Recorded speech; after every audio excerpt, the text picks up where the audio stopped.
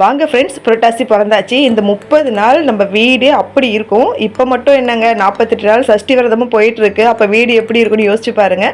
சும்மாவே சூப்பராக தான் இருக்கும். இப்போ வேற புரட்டாசி எம்பெருமானும் கூடவே வந்துட்டாரா, வேற லெவலில் இருக்குது வீடு. நல்லா கம கம கமன்னு ஒரு சாம்பிராணியோட வாசனை, ஊதவத்தியோட வாசனை நல்லா இருக்குது.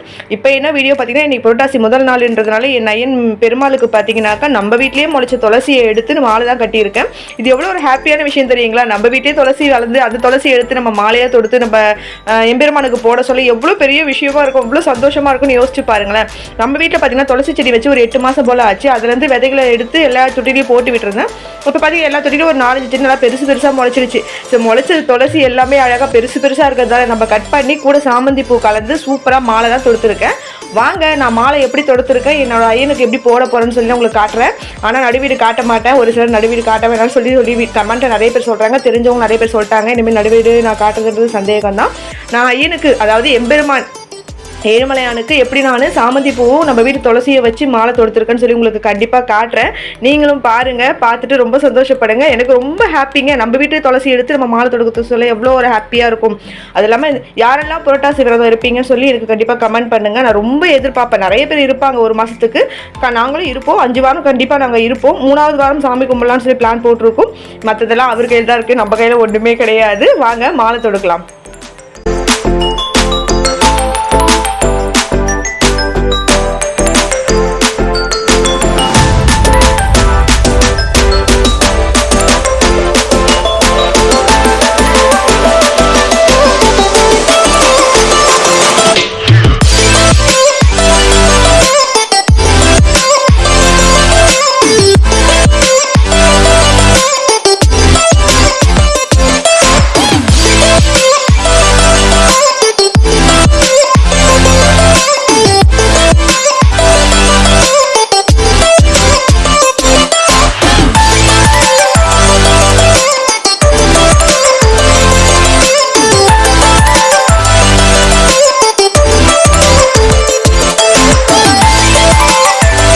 பாருங்க துளசி எவ்வளோ சூப்பராக இருக்குது, நல்லா பச்சை பசேல்னு இருக்குங்க. கடையில் வாங்கினா நமக்கு இப்படி கிடைக்குமாங்க?